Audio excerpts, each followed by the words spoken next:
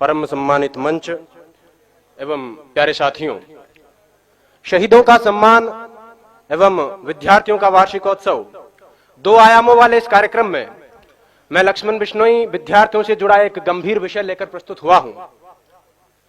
विचारों की अभिव्यक्ति में कहीं कोई त्रुटि हो तो क्षमा करें। मान्यवर, भीगती मसों और फूलती नसों के दिनों में अपने घर से सैकड़ों किलोमीटर दूर एक छोटे से 10 बाई 10 के कमरे में निपट अकेला बैठकर रो रहा एक किशोर अपने मन मस्तिष्क में चल रहे झंझावातों चक्रवातों को झेल रहा होता है, अपनी मनस्थिति को कोस रहा होता है। किसी छोटे बड़े सपने के खत्म हो जाने के कारण हर वक्त खुद को हीन समझ रहा होता है और उसके बाद वो एक ऐसा फैसला लेता है जिसे लेने का उसे कोई हक नहीं है। मान्यवर, वो एक खत लिखकर छोड़ता है, फिर इस दुनिया को छोड़ देता है। वो अपने आखिरी खत में लिखता है कि मेरे पास दूसरा कोई विकल्प नहीं बचा था, यही एकमात्र समाधान है, मैं आत्महत्या कर रहा हूं, मुझे माफ करना। और यह कहकर वो मर जाता है। मेरा आज का विषय उस आखिरी खत का जवाब है कि आत्महत्या कोई समाधान नहीं है। मान्यवर, सोचिए, जरा सोचिए, किसी कमरे में एक पंखे से एक रस्सी बंधी हुई है, उस पर एक लड़का लटक रहा है, उसके निर्जीव शरीर के निर्बल और शक्तिहीन हाथ पैर हवा में झूल रहे हैं, आंखें फटी हुई है, गर्दन की नसें टूट चुकी है और गालों पर आंसू की कुछ बूंदें सूखकर जमी हुई है। मान्यवर, वो लड़का एक बार के लिए तो मर गया, लेकिन उसकी फटी हुई आंखें उसकी मां का फटा हुआ कलेजा बनकर जिंदा रहेंगी। उसकी गर्दन की टूटी हुई नसें उसके बाप के दिल के टूटे हुए वो तार बनेंगी जो अब कभी झंकृत नहीं होंगे। गालों पर सूख चुके आंसू की बूंदें उसकी बहन की आंखों से हरदम बहा करेंगी और उस निर्जीव शरीर के निर्बल और शक्तिहीन हाथ पैर जो हवा में झूल रहे हैं उसके भाई की हिम्मत को जिंदगी भर तोड़ा करेंगे।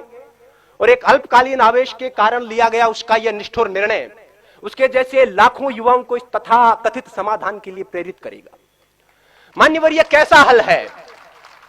यह कैसा हल है जिसमें अपनों का बर्बाद होता हुआ कल है।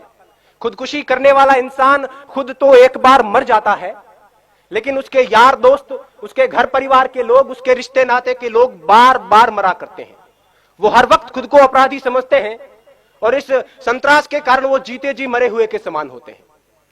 मान्यवर, मुझे यह विषय इसलिए उठाना पड़ा क्योंकि पिछले 2 साल में भारत में 4000, राजस्थान में 150, इस शहर में 9 और यहां तक कि इस महाविद्यालय में 5 विद्यार्थी खुदकुशी कर चुके हैं, जिनमें से 3 मेरे अजीज मित्रों में शामिल थे। और इनमें से लगभग 80% आत्महत्याएं छोटी मोटी अकादमिक विफलता के कारण किया गया आत्मघात थी। इन आंकड़ों से उठती हुई चीखें इस विषय की आवाज को उठाना चाहती है। डॉक्टर्स और मनोवैज्ञानिकों का यह कहना है कि अगर उन तक सही वक्त पर किसी प्रकार की मदद, सहानुभूति और मार्गदर्शन पहुंचता तो उनकी जान बचाई जा सकती थी। आंकड़ों का स्पष्ट मानना है कि 10 में से 8 आत्महत्याएं स्पष्ट संकेतों के बाद होती है। उन्हें उनकी बातें सुने। हमारे आसपास में हमारा यह नैतिक दायित्व बनता है कि जो हमारे आसपास में मानसिक तनाव से, मानसिक दबाव से ग्रसित लोग हैं, उनकी बातें सुने, उन पर विश्वास जताएं, उनकी हिम्मत बढ़ाएं। आत्महत्या मनचाही मौत नहीं है, यह अनचाही मौत है। मरना उन्हें भी अच्छा नहीं लगता, लेकिन घबराकर एक क्षणिक आवेश में यह निर्णय ले लिया जाता है। उन्हें यह बताएं कि यह कोई समाधान नहीं है। अब तो घबराकर यह कहते हैं कि मर जाएंगे, मरकर भी चैन नहीं मिला तो किधर जाएंगे। सही वक्त पर उन तक पहुंचाया गया मानसिक प्रोत्साहन उनकी जान बचा सकता है। जो खुदकुशी करना चाहते हैं उनके लिए मेरा यही संदेश है कि जब कभी यह लगने लगे कि अब तो बस आत्महत्या ही एकमात्र उपाय है, खुदकुशी ही एकमात्र समाधान है, तब अपनी आंखें बंद करके अपनी भविष्य दृष्टा कल्पना शक्ति से अपनी मौत का मंजर देखिए। अगर सफेद कफन ओढ़कर जमीन पर पड़ी अपनी लाश के पास शुद्ध बुद्ध खोकर बेहोश हो चुके अपने मां बाप, रोती कलपती बहनें और दहाड़े मारकर चीखता भाई नजर आ जाता है तो उनके होठों के तबस्सुम को अपने जीने का बहाना बना लेना।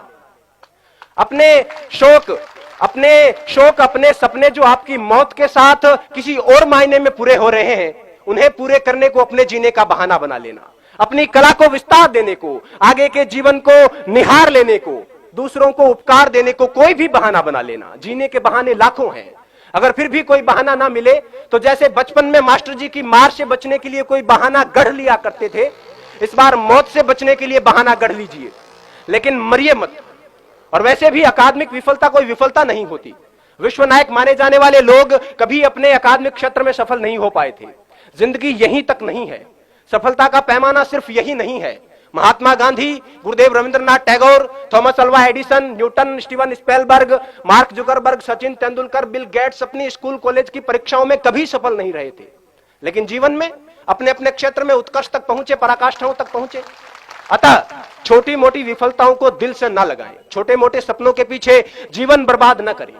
गोपाल दास नीरज जी की पंक्तियां हैं कि छिप छिप अश्रु बहाने वालों, छिप छिप अश्रु बहाने वालों, मोती व्यर्थ लुटाने वालों, कुछ सपनों के मर जाने से जीवन नहीं मरा करता है। सपना क्या है? सपना क्या है? नयन सेज पर सोया हुआ आंख का पानी, और उसका टूटना जूं जागे कच्ची नींद जवानी।